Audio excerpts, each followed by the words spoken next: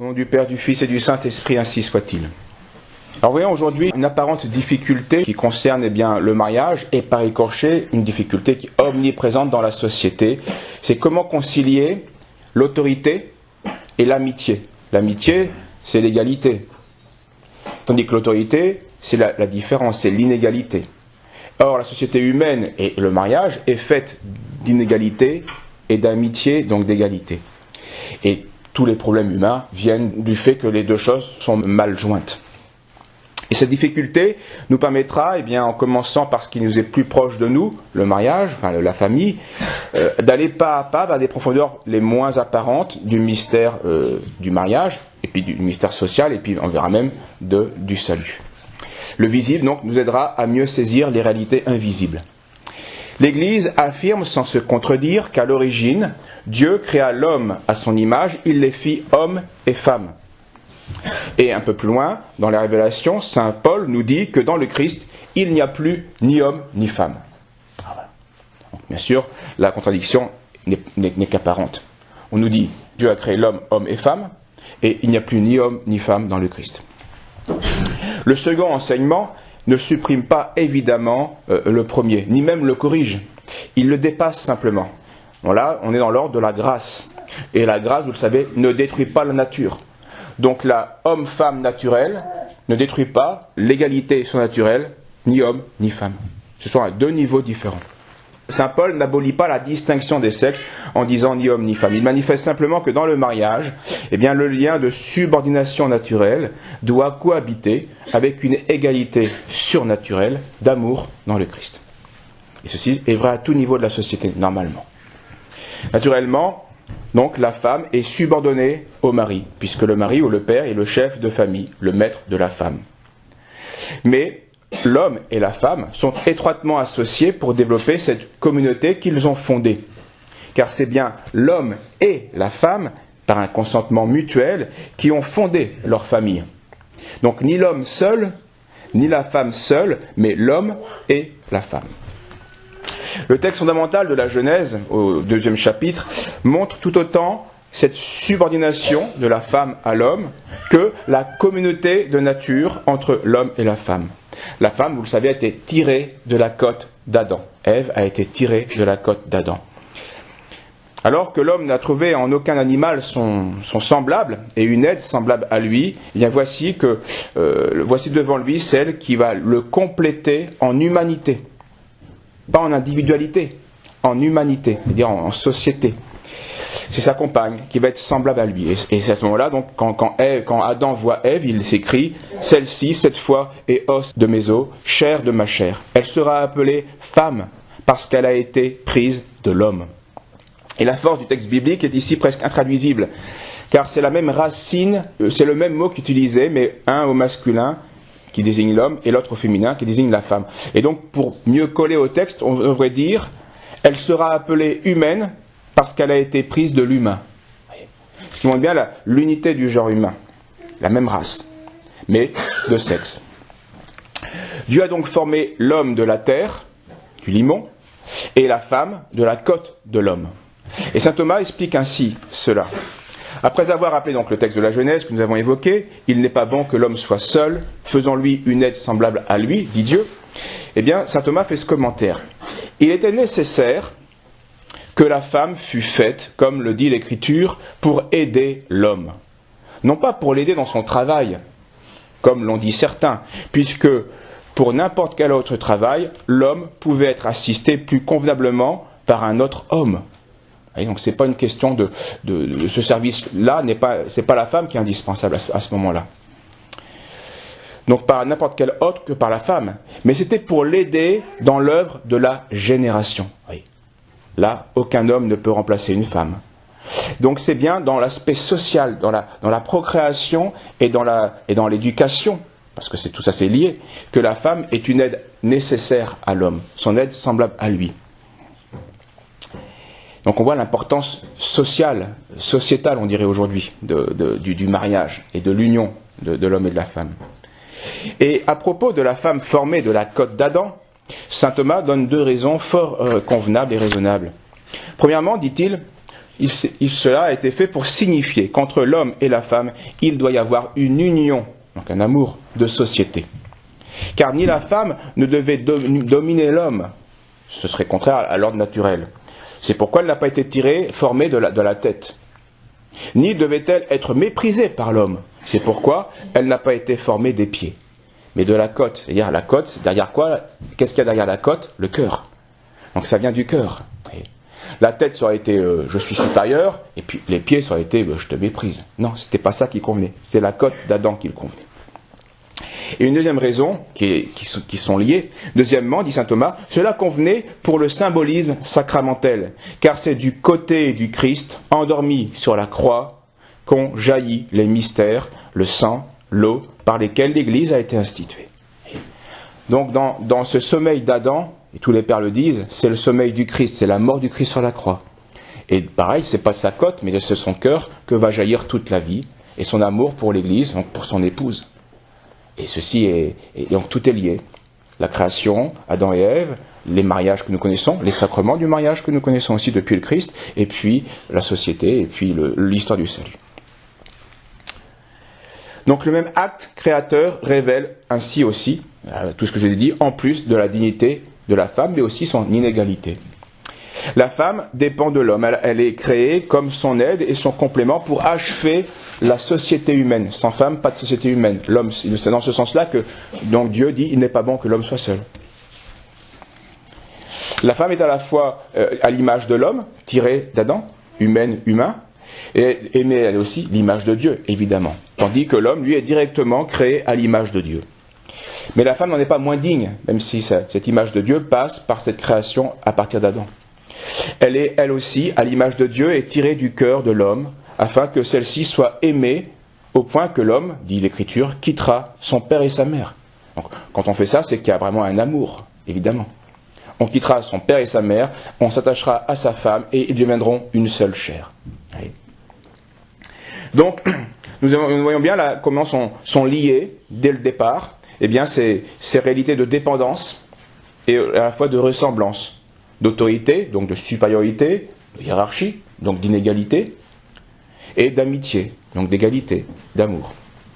Toute la société conjugale est résumée dans ces mots, et on pourrait même dire toute la société, purement et simplement.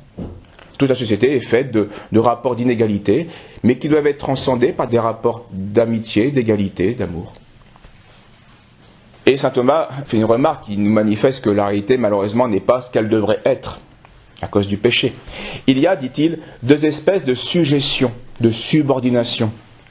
L'une est servile, celle de l'esclave. Lorsque le chef dispose du sujet pour sa propre utilité. Et ce genre de sujétion s'est introduit après le péché. Ça, c'est un désordre dans la sujétion. Dans la hiérarchie, dans l'inégalité, c'est un désordre. Il y a absence d'amour, ça ne va pas. Mais il y a une autre sujétion, une autre subordination, qui est domestique ou civique, domestique donc familiale, civique, sociale, dans laquelle le chef dispose des sujets, donc a un pouvoir sur eux, mais pour leur utilité, pour leur bien. Ce genre de sujétion aurait existé même avant le péché. Et c'est resté un peu transcendé par la grâce lorsqu'on disait que le roi était le père de la famille, le chef du royaume, oui, mais aussi le père des citoyens. Le roi était un père. Car la multitude humaine aurait été privée de ce bien qu'est l'ordre si certains n'avaient été gouvernés par d'autres plus sages. Et c'est ainsi, de ce genre de sujétion, que la femme est par nature soumise à l'homme, parce que l'homme, par nature, possède plus largement le discernement de la raison. D'ailleurs, l'état d'innocence n'excluait pas l'inégalité entre même les hommes. Évidemment. Attention à bien comprendre ce qu'il veut dire lorsque l'homme par nature possède plus largement le discernement de la raison. Il ne s'agit pas évidemment de dire que les femmes ne sont pas intelligentes. L'exemple nous montre le contraire, loin de là. Mais un exemple rapporté il y a bien longtemps par une mère de famille illustrera bien ce que veut dire saint Thomas. Cette maman me confiait qu'un jour son fils lui avait très gravement manqué de respect, en parole. Peut-être même en acte, je ne me souviens plus. Très gravement. La femme, bien sûr, en souffrait, mais n'avait pas la force de corriger l'enfant. Elle était dépassée par ce mépris et cette révolte. Il avait dit des choses qu'on ne dit pas à sa mère, même lorsqu'on est en colère, même lorsqu'on est très contrarié. Et donc le père a dû intervenir. Et il est intervenu, évidemment, comme il le fallait. Il ne s'agissait pas de lui donner simplement une claque en disant « Allez, va dans ta chambre, je veux plus te voir ». Non, non. L'action avait été trop grave. Il fallait que cet enfant comprenne que ceci ne doit pas se faire et ne se refera jamais. Ceci est inacceptable. Donc l'enfant a reçu une raclée de son père. Et là, comme disait la mère, c'est la maman elle-même qui a dit « Mais arrête, tu lui fais mal ». Mais non, c'est justement, il fallait lui faire mal pour qu'il comprenne. Et là, on voyait comment la femme a une certaine infériorité par rapport à l'homme, où là, c'est plus la raison qui a parlé, c'est le cœur. Alors que la raison devait parler. Et il fallait avoir la force d'agir selon la raison. Et c'est là où on voit bien les missions différentes et une certaine inégalité. Et donc là, sur ce point-là, une certaine supériorité de l'homme, où l'homme est plus dégagé de cette sensibilité. Alors ça peut devenir un défaut, hein, on le verra une prochaine fois. Mais en tout cas, c'est en soi une qualité d'être justement dégagé de cette sensibilité pour pouvoir agir selon raison, avec force quand il le faut. Alors le péché, malheureusement, comme le dit saint Thomas, a évidemment troublé tous les rapports entre les hommes dans la société et aussi entre hommes et femmes dans la société familiale. L'autorité primitive de l'homme, qui devait s'épanouir dans l'union amicale, eh bien, s'est transformée souvent en domination servile. Ce qui devait être une aide semblable est bien souvent, dans l'histoire des hommes, on l'a vu, devenu une servante. Et c'est ce que prophétise, après la chute, après la faute d'Adam et d'Ève, c'est ce que prophétise Dieu. Ton mari dominera sur toi, dit Dieu dans la Genèse. Et cette domination brutale, utilitaire ou tyrannique de l'homme est bien une suite du péché. L'épouse devient souvent, la femme, tout simplement, devient un instrument de jouissance ou une servante. Et cette situation déplorable, eh bien, apparaît dans la parole divine comme un état de fait, et non pas comme un constat de la déchéance humaine, et non pas comme un droit que Dieu donnerait à l'homme sur sa femme. Dieu ne permet pas à l'homme de dominer sur sa femme de manière brutale, ou utilitaire, ou tyrannique. Non, Dieu ne le veut pas. Adam et Ève le montrent au début, dans la création, le Christ sur la croix le remontrera à sa manière. Dieu exige au contraire que l'autorité, quelle qu'elle soit pleine de force, évidemment, sinon il n'y a pas d'autorité sans force, mais aussi pleine de bonté, de douceur, d'amour, comme Dieu lui-même le fait à notre égard. Malheureusement, le péché a favorisé dans l'humanité bien une domination sans amour. Le drame est là. Et ce fut la condition de la femme dans l'Antiquité, d'être femme servante ou femme méprisée. Mais si Dieu exige l'amour dans l'autorité, il n'en réprouve pas moins l'égalitarisme de la modernité, qui est le vice contraire et opposé, mais tout aussi destructeur, même encore plus destructeur que de la société. Et Dieu donc réprouve cet égalitarisme qui nierait les différences au point de rejeter la subordination, l'inégalité des hiérarchies. Donc cette vision, cette idéologie marxiste ou féministe, parce que elles sont liées, eh bien, est vraiment antisociale et bien plus vicieuse encore que le simple abus de pouvoir qui est un péché, mais qui reste au moins dans l'ordre fondamental, naturel, même s'il est abusif, même s'il est pécamineux. C'est plus destructeur. Donc Dieu ne veut ni l'un ni l'autre. Il veut autorité avec amour. Il ne veut pas égalité sans autorité, il ne veut pas autorité sans amour, il veut les deux. Dieu veut que la femme soit soumise à son mari, mais il veut aussi qu'elle soit aimée de son mari. Il veut que le mari domine sur sa femme, l'Ecclésiastique, dans un livre, dans le livre de l'Ecclésiastique, il est dit « Ne livre pas ton âme à ta femme », conseille donc l'Écriture au mari, de sorte qu'elle s'élève contre ton autorité. Mais il veut aussi que le mari aime sa femme comme sa propre chair. Et saint Paul le dit, c'est ainsi que les maris devront aimer leur femme comme leur propre corps, comme eux-mêmes. Celui qui aime sa femme s'aime lui-même, car jamais personne n'a haï sa propre chair. Mais il la nourrit et il l'entoure de soins, comme fait le Christ pour l'Église, parce que nous sommes membres de son corps. C'est pourquoi l'homme, Jésus répète la phrase donnée à Adam et Ève, c'est pourquoi l'homme quittera son père et sa mère pour s'attacher à sa femme. Et de deux, ils deviendront une seule chair. Alors ce dernier texte de saint Paul nous indique que c'est par le Christ, notre Rédempteur, que l'équilibre peut se rétablir. Ce que le péché a déséquilibré, eh bien c'est par le Christ qu'on va le rééquilibrer.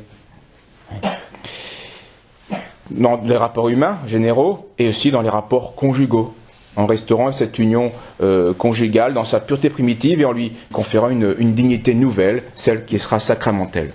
Donc, et nous conclurons pour là aujourd'hui, eh bien c'est par la grâce du Christ que nous pourrons remédier à la destruction opérée par le péché.